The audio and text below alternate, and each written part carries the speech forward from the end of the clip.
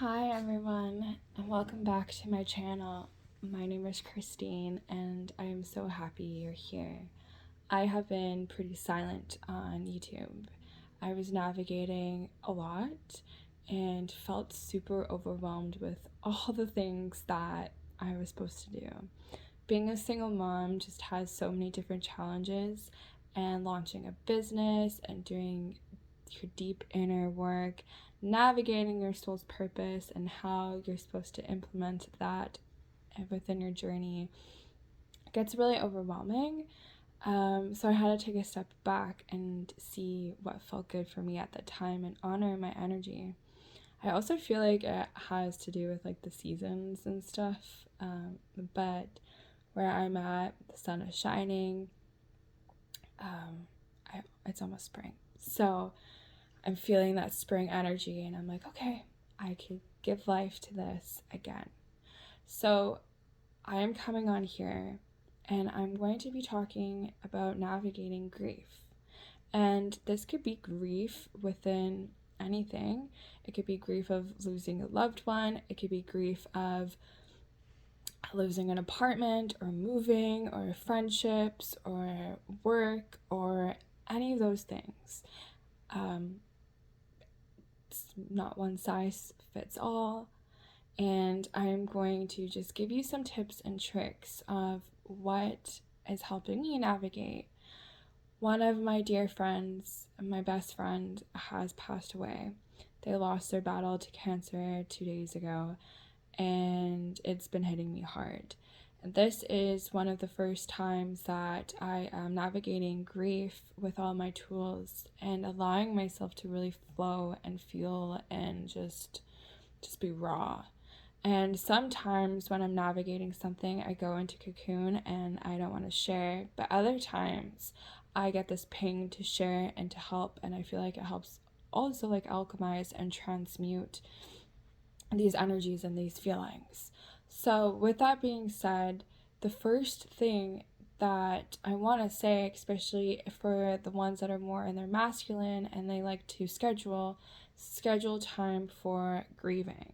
If that is 5 minutes, if that's 10 minutes, give yourself that time and that space to be with it, to sit with it. We love to numb, and it's up to us to realize these patterns and know that it's not really serving us. And that could be numbing. Our basic is like alcohol and drugs, but that could also be numbing with scrolling aimlessly on Instagram or YouTube, or binge watching on Netflix, or filling yourself with many podcasts and reading and all these to-do lists and stuff, and not giving yourself the break. And this is also keeping yourself in the state of fight or flight. So giving yourself this time, and it doesn't have to be that long of a time, to integrate and to release and to feel is going to be very helpful. And another step is to put your hand on your heart. Okay? So when we were little and we hurt ourselves or something happened in school, we would run to our parents and get a really big hug. When we're putting our hand on our heart, we're giving ourselves that hug. We're connecting our mind, our body, and our spirit, but then we're also giving our nervous system the time and the space to start to regulate. Okay? So within, let's say you've carved out the 5 minutes, you're going to put your hand on your heart for that 5 minutes, and you're going to close your eyes, and you're going to just tune in, see where the grief is, see where the trauma is, just see where it is in your body. It could be in your jaw, it could be in your stomach, it could be in your chest, it could be anywhere, it could be in multiple different places, it doesn't matter, just tune in. Okay, see where this is being stored,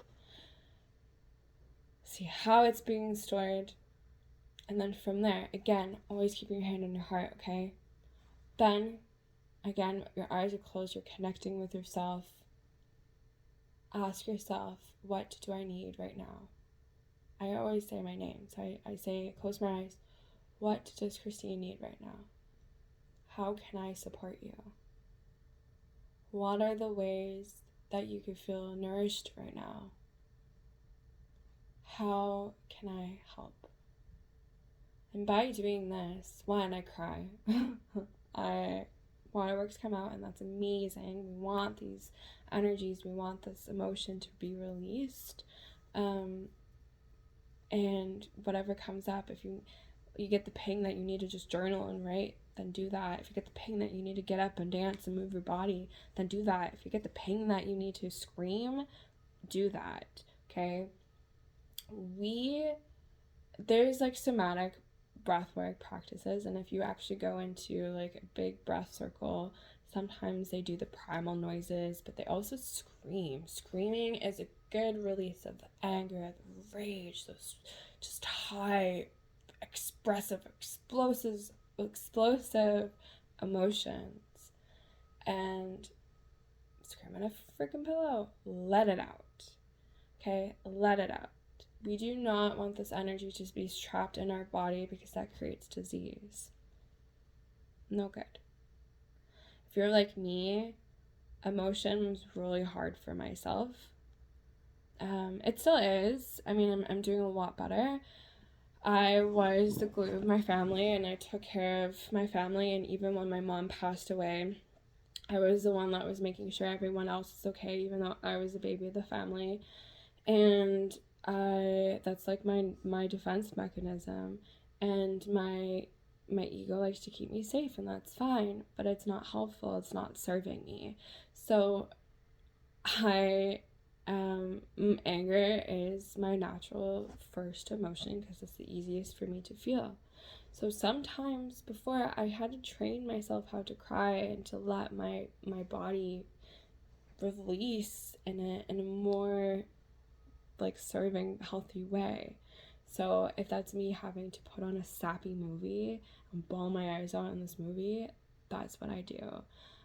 When I feel the tears coming, my natural instinct is be like, oh, I'm crying, about to cry, and then I stop. Now I lean into it. Okay, I'm about to cry, and even if it's gonna last like 2 seconds, there's like a little like pathetic little tear that comes down, like, doesn't matter. I'm rewiring my brain and my mind, and to know it's okay to release. So let's circle back. Schedule the time for yourself to grieve, especially if you are my go-getters, the schedulers, the to-do taskers. Schedule the 5 to 10 minutes a day to grieve, to let it go.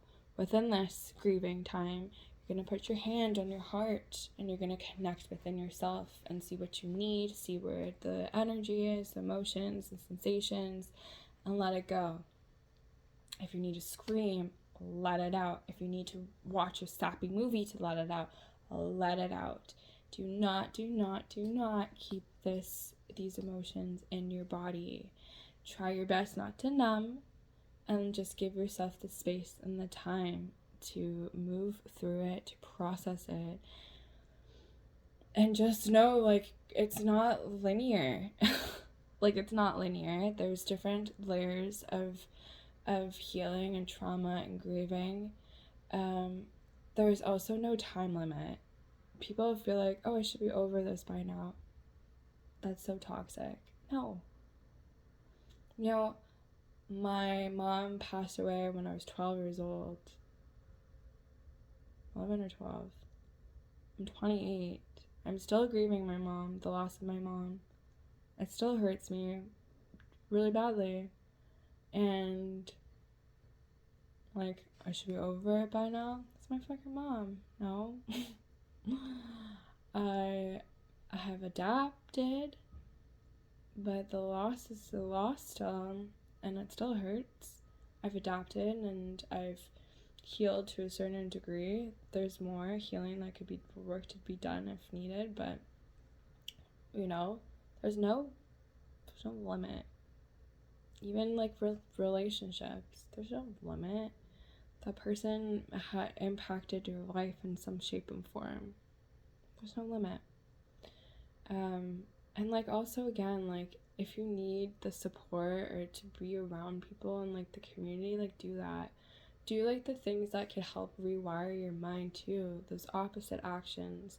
In DBT, so dialectical behavior therapy, there's something that's called opposite action. So this is what they do, and they give when people have depression, mostly depression and these things where like they just really want to lay in bed, you do the things that is opposite. So it's like, okay, I want to lie in bed today. All right, well, what's the opposite of that? Okay, well, getting up. Okay, well, I just feel like sitting on the couch and just moping around. Okay, what's the opposite of that? Okay, let's go outside and go for a walk. And we're doing these little things, and we're tricking your brain and your mind, and then eventually you're actually kind of just going to want to do it. So you just kind of trick your mind into doing these things, and you do the opposite action until your mind actually be like, oh, this is actually what I want to do, you know? And this is how you could help this is helping you rewire those neural pathways and help get yourself out of that little toxic grieving loop cycle that you could be in, and can also help you not numb in ways that are not serving you for your highest and greatest good. So I hope that was helpful. I love you so much. I'm setting the intention to be more present on this space as well. Yeah, okay. If this resonated with you, if this helped you, please let me know. Like, comment, share to anyone that else might be grieving. I mean, there's a lot to grieve. There's a lot that happened, and there's a lot of things that continue to happen. So if you know anyone that this could help support in any shape or form, please share, right? Not only does it help the channel, but let's help these souls out. Let's help our friends. Let's give them the support and the guidance that, sometimes we really wish we had. So I love you so much. Thank you, and namaste.